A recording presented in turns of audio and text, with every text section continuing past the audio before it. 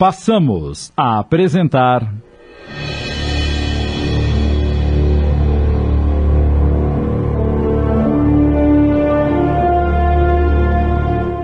Reflexos do Passado, inspirado na obra de Cida Romagnoli Moraes, adaptação de Sidney Carbone.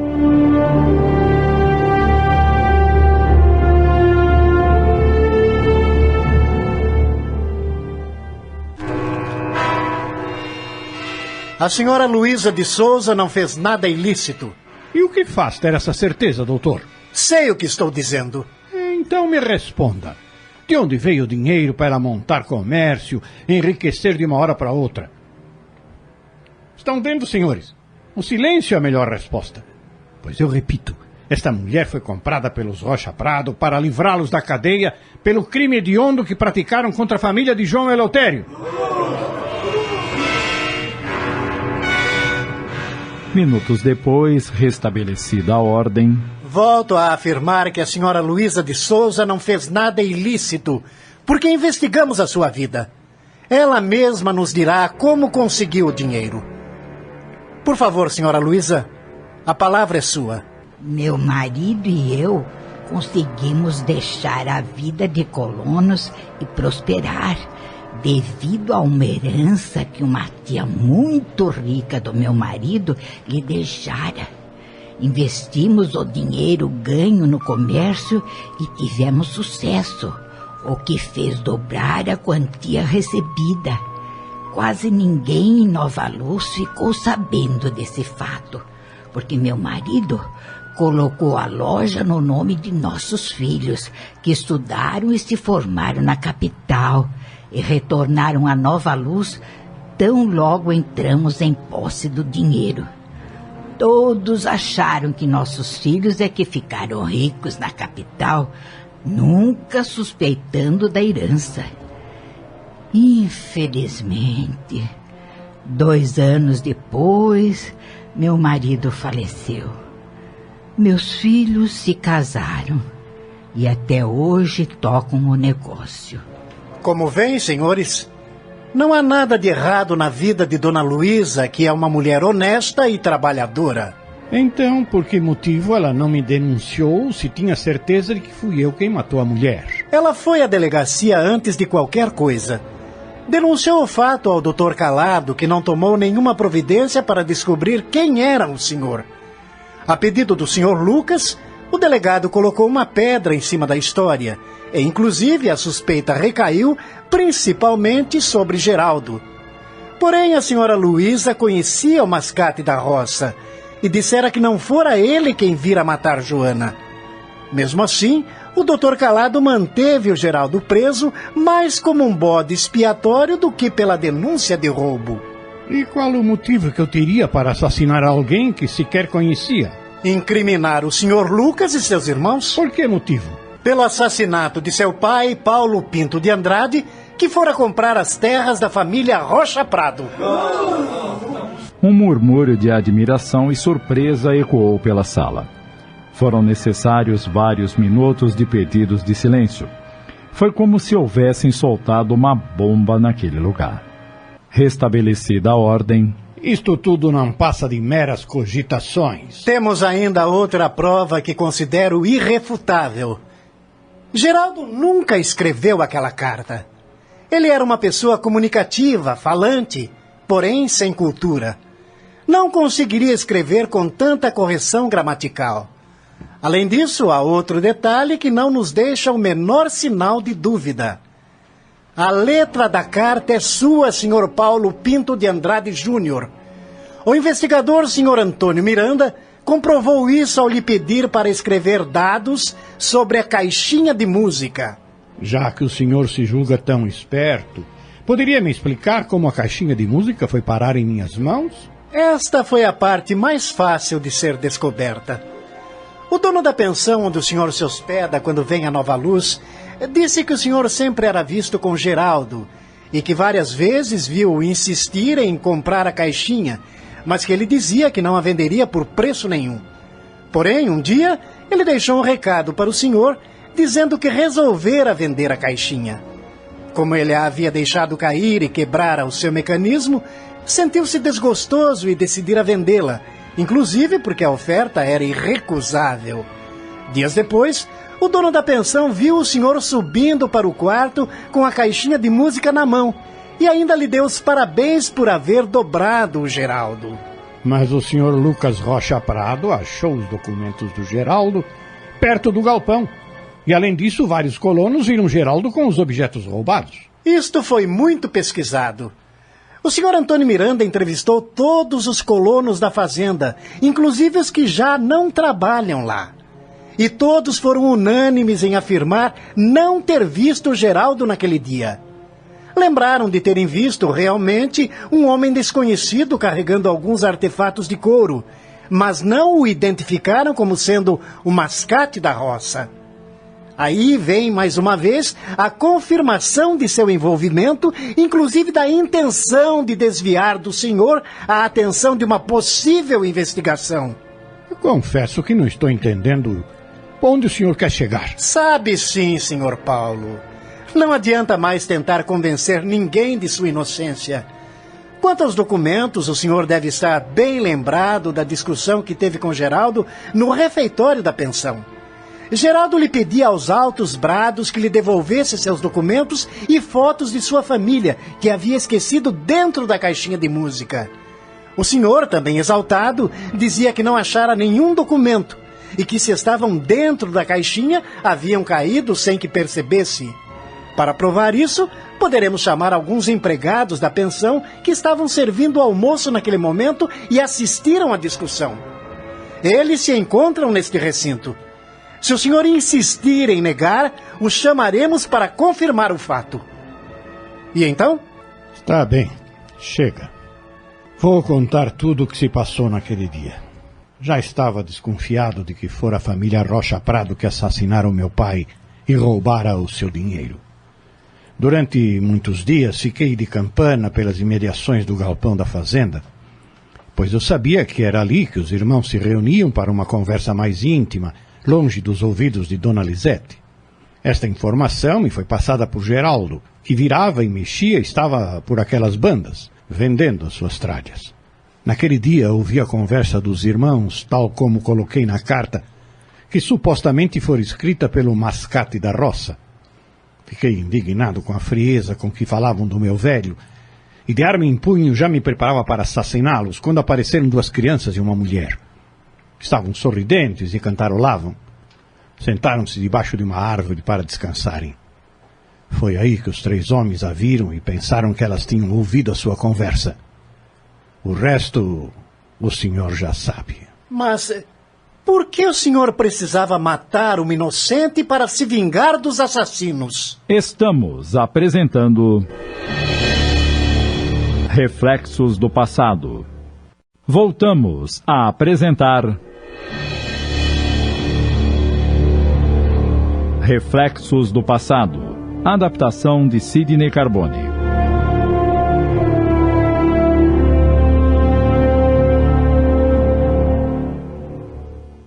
Por que o senhor matou Joana? Eu não a matei, embora tenha sido essa a minha intenção. Quando os Rocha Prado se distanciaram, tentando pegar as meninas, aproximei-me da mulher e notei que ela estava com a cabeça tombada, completamente imóvel. Levantei a sua cabeça e vi que seus olhos estavam arregalados, com as pupilas totalmente dilatadas. Passei minha mão na frente de seus olhos e percebi que não estava enxergando. Então tomei o seu pulso. Ela já estava morta. Quando vi o chicote de Lucas no chão, tive a ideia de incriminá-lo. Apertei-o no pescoço da mulher, simulando a morte por estrangulamento. Achei que seria perfeito que fossem condenados por um crime que abalaria a opinião pública. Queria que eles sofressem o desprezo de todos. Que acabasse definitivamente o poder da família Rocha Prado. Assim a minha vingança seria perfeita e eu sairia limpo da história. Por que tentou se passar por Geraldo, roubando aquela mercadoria e deixando os documentos dele próximos do galpão? Para que os irmãos Rocha Prado julgassem que ele havia testemunhado tudo e iria denunciá-los à polícia. E que também ouvira tudo o que diziam no galpão. Assim, prendendo a suposta testemunha, baixariam a guarda, enquanto eu planejava minha vingança passo a passo. No fim, eles acabaram fazendo pior do que eu. assassinaram as crianças. É mentira! Não matamos as filhas de João e Eleutério!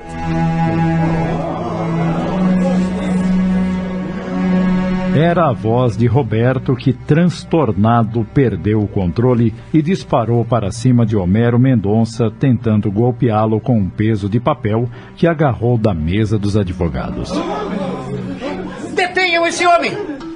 Imediatamente, os guardas o cercaram, impedindo que agredissem o falso caixeiro viajante.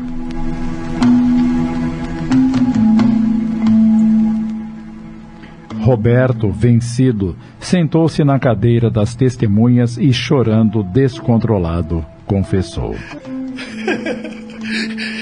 Lucas, Júlio e eu não matamos a família de João e Eleutério. Aconteceu exatamente como a senhora Luísa de Souza falou. Deixamos Joana amarrada para ela não se soltar antes de conversarmos longamente com ela. Pretendíamos verificar o quanto ela ouvira de nossa conversa. Não queríamos que ela nem as crianças fossem contar nada para João e Eleutério. Como as meninas conseguiram sair correndo quando Joana lhe deu a ordem, fomos atrás, não para matá-las, mas para impedi-las de chegarem até o pai, ou seja, o João. Num dado momento, ouvimos 2 tiros.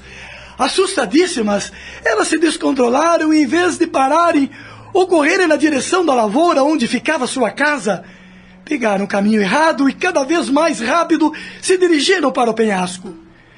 Quando percebemos para onde estavam indo, corremos como loucos, chamando-as pelos nomes. Porém, quanto mais nos aproximávamos, mais elas se afastavam, gritando desesperadas. E aconteceu o pior. Despencaram abismo abaixo. Descemos até o fundo para vermos se estavam vivas, mas infelizmente morreram instantaneamente. Como não podíamos fazer mais nada por elas, voltamos pelo mesmo caminho, já preocupados com Joana.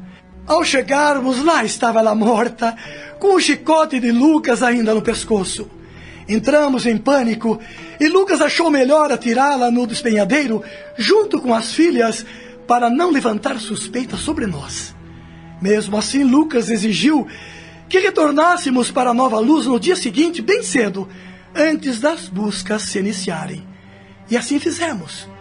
A culpa então caiu sobre nós, não apenas pelo fato de termos voltado para Nova Luz logo depois do ocorrido, mas também porque sempre fomos farristas e inconsequentes.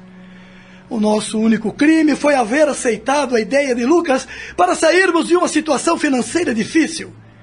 Vender as 2 fazendas e, fingindo um assalto, recuperar as escrituras antes que o Sr. Paulo Pinto de Andrade chegasse a Nova Luz para registrá-las. Porém, o homem estava armado e reagiu. Não tivemos outra saída. Atiramos nele e o enterramos debaixo de um cubizeiro onde nunca procurariam caso desconfiasse do crime. Foi exatamente isso que aconteceu. A plateia estava chocada. Enquanto Roberto ia relatando, muitas pessoas se indignavam, principalmente ao verem o pobre do João Eleutério, que, abraçado a Dona Lisete, ouvia horrorizado os detalhes da morte trágica de seus entes queridos. Um choro silencioso descia por sua face transfigurada pela dor. Não sentia ódio nem vontade de se vingar, gritar ou se lamentar. Apenas sentia uma dor tão intensa no peito que parecia que ia estourar. À medida que Roberto relatava o desespero das filhas, seus olhos, desmesuradamente abertos, pareciam ver a cena, pois conhecia cada palmo que conduzia àquele lugar. Chegou até a ouvir os gritos de suas meninas, a sentir o seu desespero.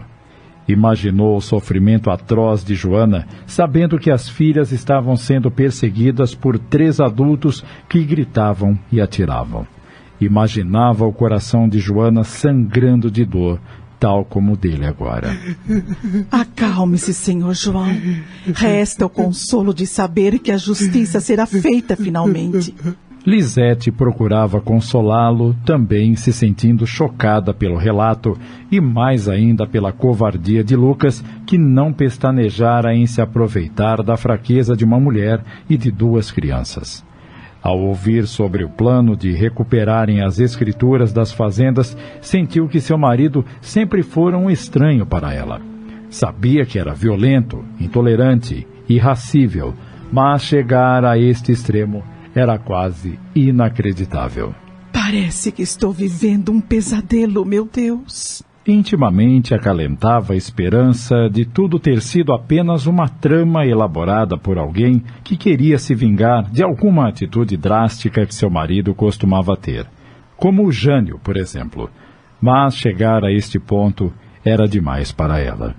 Observou Lucas, que parecia não estar vivendo aquela situação. Continuava impassível, observando o desenrolar dos fatos com absoluta frieza, como se estivesse acima do bem e do mal. Os anos de casada, as pressões que sofri durante todo este período, desagam agora como um rio represado. Vivi até hoje à sombra desse homem, aceitando passivamente suas explosões, suas arbitrariedades, seu mau humor constante. Recebia suas ordens como se fosse uma criada e não a companheira leal que lhe dedicara os melhores anos de minha vida. E aí está o desfecho de um casamento de 25 anos. Chega! Não importa o que minha família irá dizer, nem o que as pessoas desta cidade possam pensar a meu respeito. Importa-me sim o que fiz de minha vida durante todos estes anos. Praticamente mendigando atenção, afeto, carinho, vivendo como uma sombra sem direito nenhum, sequer de ir e vir. Estive como prisioneira durante estes 25 anos. Meu lar era meu cárcere. Mas agora basta. Vou mudar radicalmente minha postura. Abrirei as portas da minha casa, acolherei todos aqueles que necessitam de amor. Doarei o resto da minha vida para tornar melhor a vida de todos que foram massacrados por Lucas, como eu. Não irei me deixar abater pelos fatos, mas sim reagir e seguir em frente, amparando almas aflitas. Procurarei ressarcir os danos causados por Lucas, nem que isso leve todo o resto de minha vida. Tal como uma mãe extremosa, segurando ternamente as mãos calejadas de João, Lisete conduziu até a saída. Não havia mais nada para fazer ali. Precisavam ficar afastados por um tempo daquela vibração deletéria que carregava o ambiente.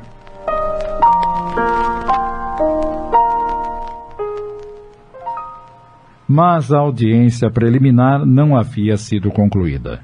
O doutor Tobias Cândido chamou novamente o falso Homero Mendonça e lhe perguntou. O senhor Roberto Rocha Prado disse que ouviram 2 tiros. Quem havia atirado? Eu atirei para cima. Queria que o senhor Lucas também fosse verificar o que estava acontecendo, já com o intuito de eliminar Joana. Tudo correu exatamente como eu queria e ainda não tive que sujar as minhas mãos cometendo um assassinato. Ainda falta me dizer por que envolveu Geraldo, o mascate da roça, nessa história. Por que fez tudo para mantê-lo preso? Ele já o conhecia? Não, conhecia apenas o meu pai. Afinal, ambos eram mascates e se encontravam vez por outra na capital, quando Geraldo ia comprar mercadorias para revender. Quando meu pai se interessou em comprar terras, procurou por ele, sabendo que Geraldo percorria toda esta região. Foi ele quem indicou a fazenda dos Rocha Prado para meu pai comprar. Depois do ocorrido, e já na cadeia, ele mesmo me disse que sentia um pouco de remorso pela morte do meu velho, pois sabia que o Sr. Lucas e seus irmãos planejavam recuperar as escrituras, simulando um assalto, e que ele também ganharia um bom dinheiro, visto que estava intermediando a venda. Portanto, ele também foi responsável pelo assassinato de meu pai. Então, foi por esse motivo que o senhor se passou por mascate, para desvendar o desaparecimento do seu pai? Exatamente. A minha maior referência era Geraldo, que sabia conhecer bem todos os fazendeiros da região. E por que o senhor escreveu na carta, supostamente de Geraldo, que ele suspeitava que iriam matá-lo na cadeia como queima de arquivo? Porque o próprio Geraldo me disse que já não tinha esperança de sair da prisão e queria acabar com a sua vida ali mesmo. E com certeza o senhor o incentivou a chegar às vias de fato. Foi isso que fez, senhor Paulo Pinto de Andrade Júnior. Acabamos de apresentar